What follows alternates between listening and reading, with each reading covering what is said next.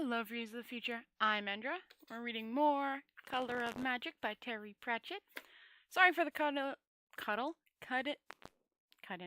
sudden light change. I usually record these at night, but I wasn't feeling too well last night, and I didn't want to miss another one, so I'm recording this on the day before I post it, and it'll be the same for tomorrow's because I'm recording it tonight. Maybe Wednesdays too, I don't really know. But yeah, so sorry for the sudden change of lighting and such. So what happened last time? They were picked up by the water troll. I don't remember his name. Tethys. And are now sitting on his little bit of island. Okay, I'm gonna go a little bit before then. Okay, let's start. I said. Oh, I also have a drink. It's rude to stare. I can't do water sounds. It's rude to stare, said the troll. Its mouth opened with a little crest of foam and shut again in exactly the same way that water closes over a stone. It is? Why? Asked Rincewind. How does he hold himself together, his mind screamed at him. Why doesn't he spill? If you'll follow me to my house, I will find you food and a change of clothes, said the troll solemnly. He set off over the rocks without turning to see if they would follow him. After all, where else could they go? It was getting dark, and a chill, damp breeze was blowing over the edge of the world. Already the transient rainbow had faded, and the mists above the waterfall were beginning to thin. Come on, said Rincewind, grabbing Twoflower's elbow. But the tourist didn't appear to want to move. Come on, the wizard repeated. When it gets really dark, do you think we'll be able to look down and see Great Attune, the world turtle? asked Twoflower, staring at the rolling clouds. I hope not, said Rincewind. I really do. Now let's go, shall we? Twoflower followed him reluctantly into the shack. The troll had lit a couple of lamps and was sitting comfortably in a rocking chair. He got to his feet as they entered and poured 2 cups of green liquid from a tall pitcher. In the dim light, he appeared to Porses in the manner of warm sea on velvety summer nights. I don't know. Phosphorese.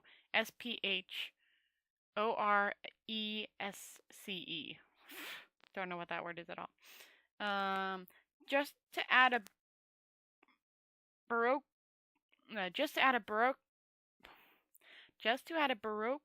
gloss to Rincewind's dull terror, he seemed to be several inches taller, too. Most of the furniture in the room appeared to be boxes. Really great place you've got here, said Rincewind. Ethnic. He reached for a cup and looked at the green pool shimmering inside it. It better be drinkable, he thought, because I'm going to drink it. He swallowed. It was the same stuff Twoflower had given him in the rowing boat, but at the time his mind had ignored it because there were more pressing matters. Now it had the leisure to savor the taste. Rincewind's mouth twitched. He whimpered a little. One of his legs came up convulsively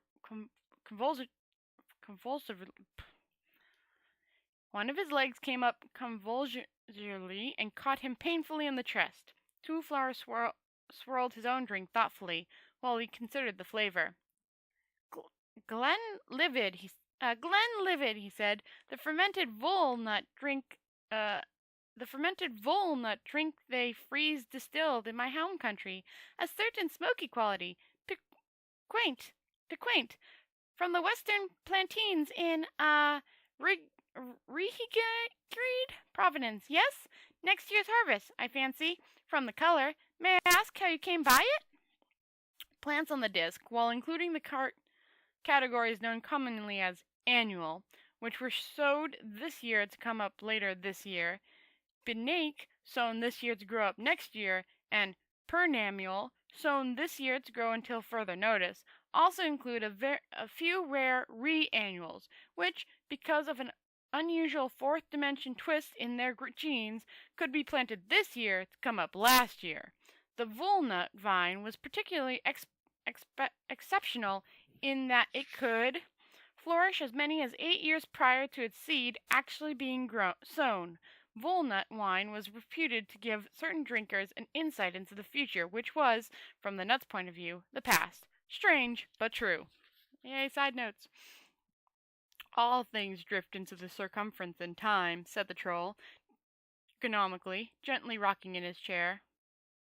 My job is to recover the flotsam, timber of course, and ships, barrels of wine, bales of cloth, you.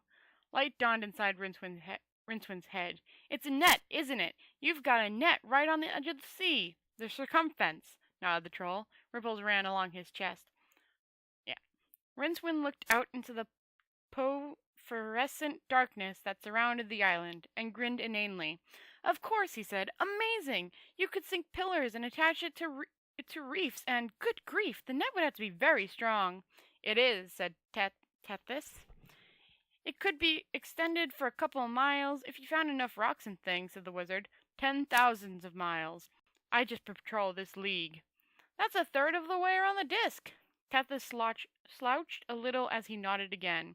While the two men helped themselves to some more of the green wine, he told them about the circumference, the great efforts that had been made to build it, and the ancient and wise kingdom of Kroll, which had constructed it several centuries before, and the 7 natives that patrolled it constantly to keep it in repair and bring its salvages back to Kroll, and the manner in which Kroll had become a land of leisure ruled by the most learned seekers after knowledge, land of leisure ruled by the most learned seekers after knowledge, and the way in which they sought constantly to understand in every possible particle the wondrous complexity of the universe, and the way in which sailors marooned on the circumference were turned into slaves, and usually had their tongues cut out. After some interjection at this point he spoke, in a friendly way, on the fruitality of force, the impossibility of escaping from the island except by boat to one of the other 380 the impossibility of escaping from the island except by boat to one of the other 380 isles that lay between the island and Kroll itself, or by leaping over the edge, and the high merit of muteness in comparison to, for example, death. There was a pause. The muted night roar of the rimfall only served to give the silence a heavier texture. Then the rocking chair started to creak again. Tethys seemed to have grown alarmingly during the monologue. There is nothing personal in all this, he added. I, too, am a slave. If you try to overpower me, I shall have to kill you, of course, but I won't take any particular pleasure in it. Rincewind looked at the shimmering fists that rested lightly in the troll's lap. He suspected they could strike with all the force of a tsunami. I don't think you understand, exclaimed Twoflower. I am a citizen of the Golden Empire. I'm sure Kroll would not wish to incur the displeasure of the Emperor. How will the Emperor know? Asked the troll. Do you think you're the first person from the Empire who has ended up on the circumference? I won't be a slave, shouted Rincewind. I'd jump over the edge first. He was amazed at the sound of his own voice. Would you, though? Asked the troll.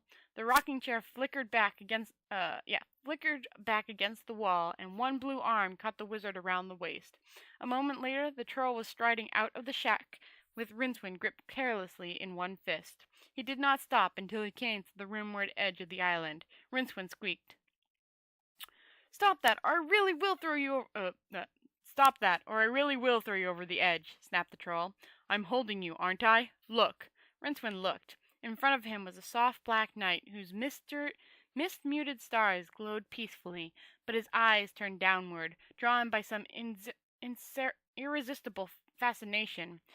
It was midnight on the disk, and so, therefore, the sun was far, far below, swinging slowly under the great attune's vast and frosty plastron. Rincewind tried a last attempt to fix his gaze on the tips of his boots, which were protruding over the rim of the rock, but the sheer drop wrenched it away. On either side of him, 2 glittering curtains of water hurled down towards infinity at as the sea swept around the island on its way to the long fall. 100 yards below the wizard, the largest sea salmon. 100 yards below the wizard. 100 yards below the wizard, the largest sea salmon he had ever seen flickered itself out of the foam in a wild jerk and ultimately helpless leap. Then it fell back, over and over in the golden underworld light. Huge shadows grew out of that light like pillars supporting the roof of the universe. Hundreds of miles below him, the wizard made out the shape of something, the edge of something, like those curious little pictures where the silhouettes of an oriental glass suddenly became the like those curious little pictures where the silhouette of an oriental glass suddenly became the outline of two faces. The scene beneath him flipped into a whole new terrifying perspective, because down there was the head of an elephant as big as a reasonably sized continent. One mighty tusk cut like a mountain against the golden light, trailing a widened shadow towards the stars. The head was slightly tilted, and a huge ruby eye might almost have been might almost have been a red supergiant that had managed to shine at noonday. Below the elephant, Rincewind swallowed and tried not to think. Below the elephant, there was nothing but the distance, painfully disk of the. Below the elephant, there was nothing but the distant, painful disk of the sun, and sweeping slowly past it was something that, for all its city-sized scales, its crater pockets, its lunar cragginess, was indubitably a flipper. "Shall I let go?" suggested the troll. "Nah," said Rincewind, straining backwards. "I have lived here on the edge for 5 years, and I have not had the courage," boomed Tethys. "Nor have you, if I am any judge." He stepped back, allowing Rincewind to fling himself onto the ground. Twoflower strolled up to the rim and peered over. "Fantastic," he said. "If only I had my picture box. What else is down there? I mean, if you jump off, what will you see?" Tetris sat down on the outcrop. High over the disk, the moon came out from behind a cloud, giving him the appearance of ice. "My home is down there, perhaps," he said slowly. "Beyond your silly elephants and the ridiculous turtle, a real world. Sometimes I come out here and look, but somehow I can never bring myself to take that extra step. A real world, with real people. I have wives and little ones, somewhere down there." He stopped and blew his nose. You soon learn what you're made of, here on the edge." Stop saying that, please," moaned Rincewind. He turned over and saw Twoflower standing unconcernedly at the very lip of the rock. "Nyeh," he said, and tried to burrow into the stone. "There's another world down there?" said Twoflower, peering over. "Where exactly?" The troll waved an arm vaguely. "Somewhere," he said. "That's all I know. It was quite a small world, mostly blue." "So why are you here?" said Twoflower. "Isn't it obvious?" snapped the troll. "I fell off the edge." Yeah, so he fell off the edge, tumbled, landed on the disc somehow. This is the somehow. He told them of the world of Bathis, somewhere among the stars, where the sea folk had built a number of thriving civilizations in the 3 large oceans that spawned across its disk. He had been a meat man, one of the castle which earned a perilous living in large, sail-powered land yachts that ventured far off out to land and hunted the shoals of deer and buffalo that abunded in the storm-haunted continent. His particular yacht had been blown into uncharted land by a freak gale. The rest of the crew had taken the yacht's little rowing trolleys and had struck out for a distant lake, but Tethys, as master, had elected to remain with his vessel. The storm had carried it right over the rocky rim of the world, smashing it to the matchwood in the process. "At first I fell," said Tethys, "but falling isn't so bad, you know. It's only the landing that hurts, and there was nothing below me. As I fell, I saw the world spin off into space until it was lost among the stars." "What happened next?" said Twoflower breathlessly, glancing towards the misty universe. "I froze solid," said Tethys simply. "Fortunately, it is something my race can survive. but I thought out occasionally when I passed near other worlds. There was one, I think it was the one with what there was one, I think it was the one with what I thought was this strange ring of mountains around it that turned out to be the biggest dragon you could ever imagine, covered in snow and glaciers and holding its tail in its mouth. Well, I came within a few leagues of that. I shot out over the landscape like a comet, in fact, and then I was off again. Then there was a time I woke up and there was your world coming at me like a custard pie thrown by the creator, and, well, I landed in the sea not far from the circumference, windershins of Krull. All sorts of creatures get washed up around the fence, and at the time they were looking for slaves to man the way station. And I ended up here." He stopped and stared intensely at Rincewind. "Every night I come out here and look down," he finished, "and I never jump. Courage as hearts come by, here on the edge." Rincewind began to crawl determinedly towards the shack. He gave a little scream as the troll picked him up, not unkindly, and set him on his feet. "Amazing!" said Twoflower, and leaned further over the edge. "There are a lot of other worlds out there?" "Quite a number, I imagine," said the troll. "I suppose one hold on. Okay. Yep. I suppose one could contrive some sort of, I don't know, some sort of thing that could preserve one against the cold," said the little man thoughtfully. "Some sort of ship that one could sail over the edge and sail to far-off worlds, too. I wonder." "Don't even think about it," moaned Rincewind. "Stop talking like that, do you hear?" "They all talk like that in Kroll," said Tetris. "Those with tongues, of course," he added. "Are you awake?" Twoflower snored on. Rincewind jabbed him viciously in the ribs. "I said, are you awake?" he snarled. "We've got to get out of here before this savage fleet comes." The dishwash light of dawn oozed through the shack's one window, slopping across the piles of hold on. Okay. Slopping across the piles of salvaged boxes and bundles that were strewn around the interior. Twoflower grunted again and tried to burrow into the pile of furs and blankets that Tethys had given them. "Look, there's all kinds of weapons and stuff in here," said Rincewind. "He's gone out somewhere. When he comes back, we could overpower him and, well, then we could think of something. How about it?" "That doesn't sound like a very good idea," said Twoflower. "Anyhow, it's a bit ungracious, isn't it?" "Tough buns," snapped Rincewind. "This is a rough universe." He rummaged through the piles around the walls and selected a heavy, wavy-bladed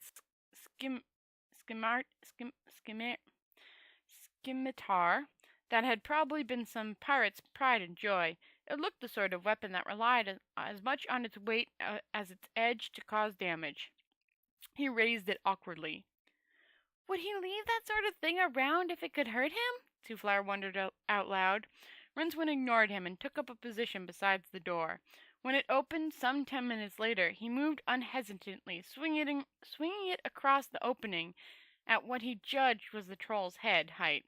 It swished harmlessly through nothing at all and stuck the doorpost, jerking him off his feet and onto the floor. There was a sigh above him. He looked up into Tethys's face, which was shaking sadly from side to side. It wouldn't have harmed me," said the troll, "but nevertheless, I am hurt, deeply hurt." He reached over the wizard and jerked the sword out of the wood. With no apparent effort, he bent its blade into a circle and sent it bowling away over the rocks until it hit a stone and sprang, still spinning, in a silver arc that ended the mist forming over the rimfall. "Very deeply hurt," he concluded. He reached down beside the door and tossed the sack towards Twoflower. "It's the carcass of a deer that is just about how you humans like it. And a few lobsters. And a sea salmon. The circumference provides," he said casually. He looked hard at the tourist and then down again, at Rincewind. "What are you staring at?" he said. "It's just that," said Twoflower. "Compared to last night," said Rincewind. "You're so small," finished Twoflower. "I see," said the troll carefully. "Personal remarks now. personal remarks now. He drew himself up to his full height, which was currently about 4 feet. Just because I'm made of water doesn't mean I'm made of wood, you know. I'm sorry, said Twoflower, climbing hesitantly out of the furs. You're made of dirt, said the troll. But I didn't pass comments about things you can't help, did I? Oh no, we can't help the way this creature made us, that's my view. But if you must know, your moon here is rather more powerful than the ones around my world. The moon? Said Twoflower. That's what's weird. The moon? Said Twoflower. I don't under... If I've got to spell it out, said the troll testily, I'm suffering from chronic tides.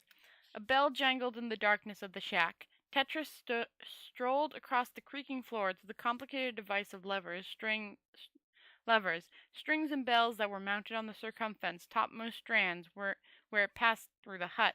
The bell rang again, and then started to clang away in an odd, jerky rhythm for several minutes. The troll stood with his ear pressed close to it. When it stopped, he turned slowly and looked at them with a worried frown. You're more important than I thought, he said. You're not to wait for the salvage fleet. You're to be collected by a flyer. That's what they say in Kroll. He shrugged. And I haven't even sent a message that you're here yet. Someone's been drinking wine again. He picked up a large mallet that hung on a pillar beside the bell and used it to tap out a brief Caroline. That'll be passed from lengthman to lengthman all the way back to Krull, he said. Marvelous, really, isn't it? Alright, so that's where we're at there. So they're going to well, that was Tetris and learning all about him and how he came from another world. Yeah, so things are not looking up for those two, but you know, they'll make it out of there somehow. Maybe, possibly. Anyways, I've been Endragh. This has been A Color Magic. I hope it brought a smile to your face, and I'll see you tomorrow night. Night-night, guys.